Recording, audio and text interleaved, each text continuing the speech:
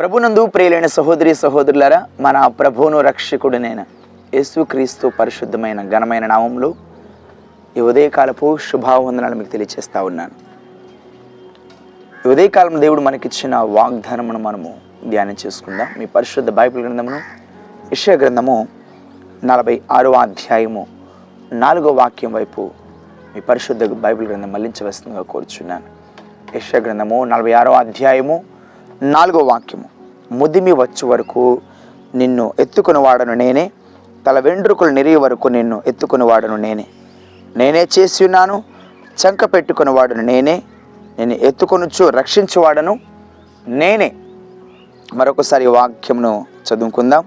ముదిమి వచ్చే వరకు నిన్ను ఎత్తుకుని వాడను నేనే, తల వెంట్రుకలు నెరిగే వరకు నిన్ను ఎత్తుకుని వాడను నేనే చేసి ఉన్నాను, చంక పెట్టుకుని వాడను నేనే, నిన్ను ఎత్తుకొనుచు రక్షించువాడను నేనే.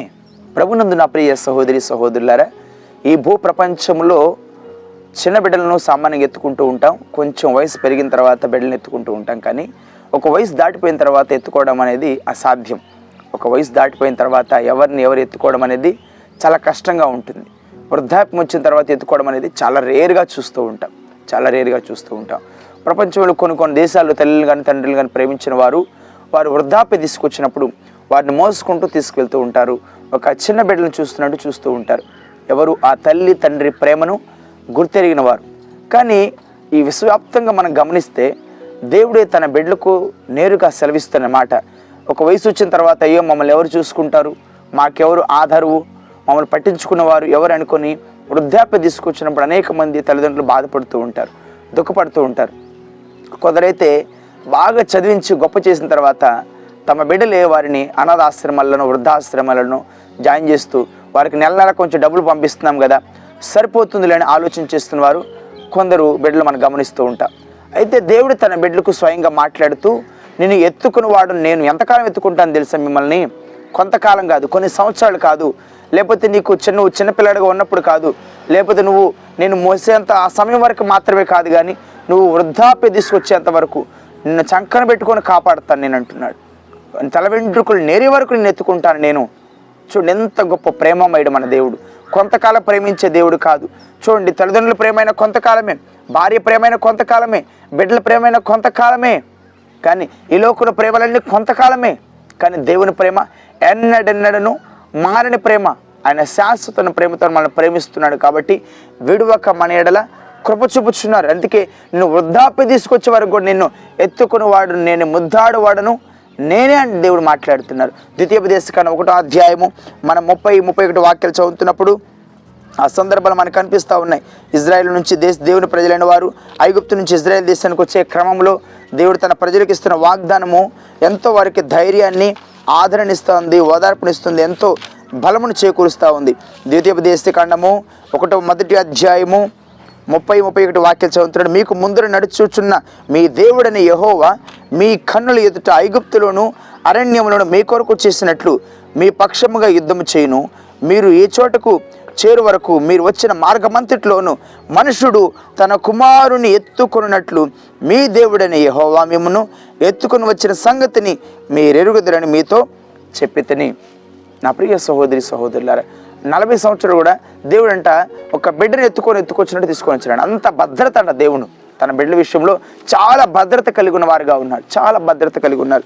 యెషయా గ్రంథము 46వ అధ్యాయము 4వ వాక్యం చదువుతున్నప్పుడు ముదిమి వచ్చే వరకు అనే మాటలు వింటా ఉన్నాం.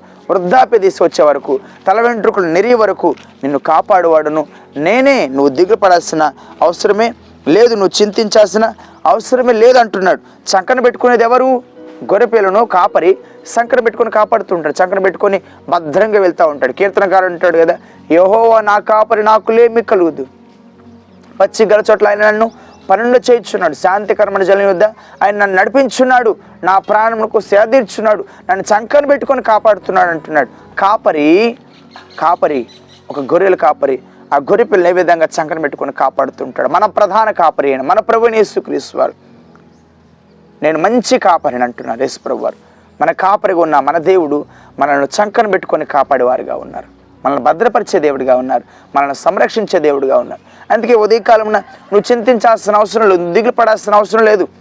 ఆయన నీ కాపరిగా ఉంటే ఆయన నీకు తండ్రిగా ఉంటే, ఆయన నీకు ఆధారంగా ఉంటే, ఆయన నీకు ఆశ్రయంగా ఉంటే, యెహోవా నా ఆశ్రయము, నా శృంగము అంటున్నాడు కీర్తనకారుడు. నా ప్రియ సహోదరి సహోదరులారా, చూడండి, ముద్దిమి వచ్చే వరకు ఎత్తుకుని ముద్దాడువాడును. ఎవరండి ముద్దు పెట్టుకునేది ఎవరు? మనల్ని కాపాడేది ఎవరు? ముద్దిమి వచ్చే వరకు నేను ఎత్తుకునే వాడును, నీ తల వెంట్రుకలు నెరి వరకు ఎత్తుకునే వాడును నేనే చేశాను, నిన్ను చేసిన వాడును నేనే. ఎప్పుడు చేస్తున్నాడు తెలుసా? మన దేవుడు మనల్ని ఎప్పుడు చూస్తున్నాడు? 136వ కీర్తన మనకు తెలియజేయబడతా ఉంది. మనం తల్లి గర్భంలో పిండముగా రూపొందించబడక మునిపే ఆయన కన్నులంట మనల్ని చూసినాయి అంట. చూడండి, మనల్ని డిజైన్ చేస్తున్నాడు మన దేవుడు. మనం ఎలా ఉండాలో, ఏ రూపంలో ఉండాలో అన్నీ కూడా ఒక ప్లాన్గా దేవుడు డిజైన్ చేస్తున్నారు మనల్ని.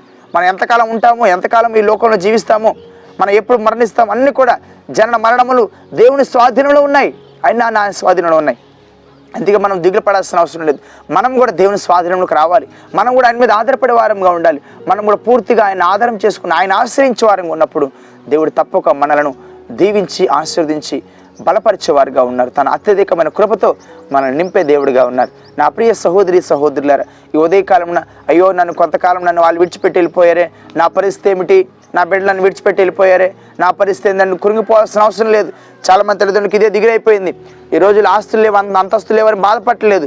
తమ బిడ్డలు తమ మాట వింటలేదని బాధపడుతున్నారు. తమ బిడ్డలు తమ మాట వింటలేదని దిగులు చెందుతున్నారు. వాళ్ళని విడిచిపెట్టి వెళ్ళిపోతున్నారు. అయ్యో మా పరిస్థితి ఏంది, మేము వృద్ధాప్య తీసుకొచ్చేటప్పుడు మా పరిస్థితి ఏందని చాలామంది తల్లిదండ్రులు దిగులు పడతా ఉన్నారు. కానీ దేవుడు ఉదయకాల సమయం తన వాక్కు ద్వారా నీకు ఒక వాగ్దానం చేస్తూ ఉన్నారు. ముదిమి వచ్చే వరకు, నీ తల వెంట్రుకలు నెరిగే వరకు, నీ వృద్ధాప్య దిశ అయిన వరకు, ఆ సమయం వరకు కూడా నిన్ను కాపాడువాడు నేను. చంకన పెట్టుకొని కాపాడుతాను, నేను చంకన పెట్టుకొని కాపాడుతాను. బిడ్డలు చంకన పెట్టుకొని కాపాడతారా మనల్ని? ముద్ద కూడా పెట్టట్లేదు. ఈ రోజుల్లో బిడ్డలు ముద్ద కూడా పెట్టట్లేదు. తల్లిదండ్రులు ఎంతో దుఃఖపడుతున్నారు, చాలా దుఃఖపడుతున్నారు. ఆశలు పెట్టలేదు, అయ్యో ఒక్క ముద్ద పెట్టే నీ కారణం పెట్టేది ఏందంటా ఉన్నారు. తల్లిని దూషిస్తున్నారు, తండ్రిని దూషిస్తున్నారు.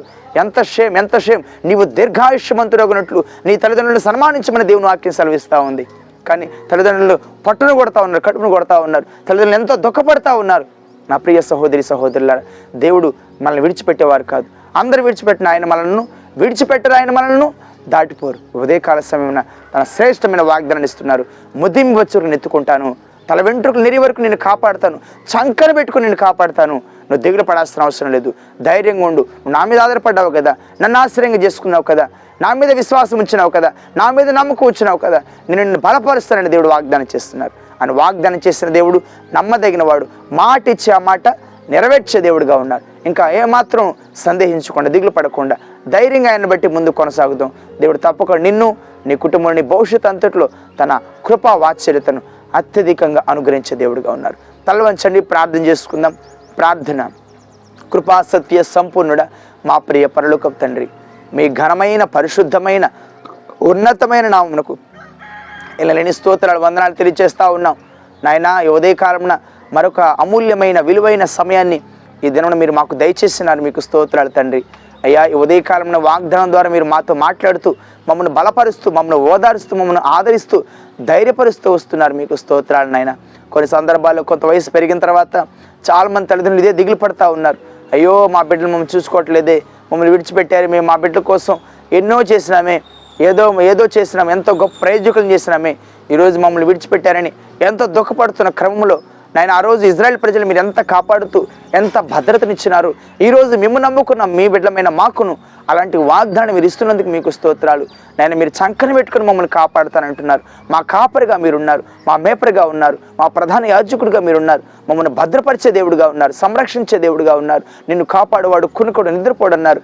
నాయన, ఎంతకాలం చిన్న బిడ్డలుగా ఉన్నప్పుడు మాత్రమే కాదు, చంటి బిడ్డలుగా ఉన్నప్పుడు మాత్రమే కాదు, ఎదుగుతున్న బిడ్డలుగా ఉన్నప్పుడు మాత్రమే కాదు, నడివయస్సు మాత్రమే కాదు, ముదిమి వచ్చే వరకు తల వెంట్రుకలు నెరి వరకు మమ్మల్ని కాపాడుతారన్నారు. మీకు స్తోత్రాలు తండ్రి. మీ వాగ్దానాన్ని బట్టి మీకు స్తోత్రాలు. మీ మంచి ప్రేమను, గొప్ప ప్రేమను బట్టి మీకు స్తోత్రాలు. మీ జాలి, దయ, కరుణ, కనికరాన్ని బట్టి మీకు స్తోత్రాలు. అయ్యా, ఉదయకాలమున మీ యందు విశ్వాసం ఉంచి, మీ యందు నమ్మిక ఉంచి, మీ మీద ఆధారపడుతూ, మిమ్మల్ని ఆశ్రయిస్తూ, మీ మీద భారం ఉంచి, మా చింత యావత్తుని మీ మీద వేస్తూ మీ కొరకే జీవించే కృపనివ్వండి. మా దేవుడు మాతో ఉన్నాడు, ఆయన మమ్మల్ని విడువడు ఎడబాయడన్న విశ్వాసాన్ని కలిగి ఉంటూ ముందు కొనసాగుతూ నాయన చివరి శ్వాస వరకు మీకు ఇష్టలుగా మేము జీవించేందుకు సహాయం చేయమని మా ప్రతి ప్రార్థన మీరు ఆలకిస్తూ మా ప్రతి ప్రార్థనకు జవాబును అనుగ్రహిస్తారని నమ్మకంతో మేము ముందు కొనసాగటకు సహాయం చేయమని, ఆయా దేశాలు ఆయా ప్రాంతాల్లో నాయన ప్రార్థనలోకి ఇస్తున్న ప్రతి కుమారుని, ప్రతి తల్లిని, ప్రతి తండ్రిని, ప్రతి కుమార్తెని మీరు దీవించి నాయన ఆశీర్వదించి వారి హృదయ వాంఛను తీర్చమని, వారి కన్నీరు తొడమని, వారికి ధైర్యాన్ని, నెమ్మదిని, ఆదరణ, ఓదార్పును అనుగ్రహించమని, ఈ పరిచయ ద్వారా అనేకులను నాయన మీ చెందుకు నడిపించుకునమని, రక్షణ లేని వారికి రక్షణ, మారు మనసు లేని వారికి మారు మనసును నాయన మీ చెందుకు నడిపించబడి మీకు గొప్ప సాక్షులుగా మీ కొరకై జీవించే గొప్ప ధన్యతనివ్వమని యేసు పరిశుద్ధమైన, ఘనమైన, శక్తి కలిగిన, మహోన్నతమైన నామములో స్తుతించి ప్రార్థించి వేడుకుంటున్నాం తండ్రి. ఆమేన్. మన తండ్రి అయిన దేవుని నుండి, మన ప్రభువుని రక్షకుడినైన యేసుక్రీస్తు వారి నుండి కృపయు, కనికరమును, సమాధానములు, నిరంతరమైన క్షమాభివృద్ధి సదాకాలం మనందరికీ తోడుగా ఉండి నడిపించి, బలపరిచి, స్థిరపరిచి, కాచి కాపాడుదురుగాక. ఆమేన్. ప్రభు పేరటి మీ అందరికీ వందనములు. దేవుడు మిమ్మల్ని దీవించి ఆశీర్వదించునుగాక. ఆమేన్.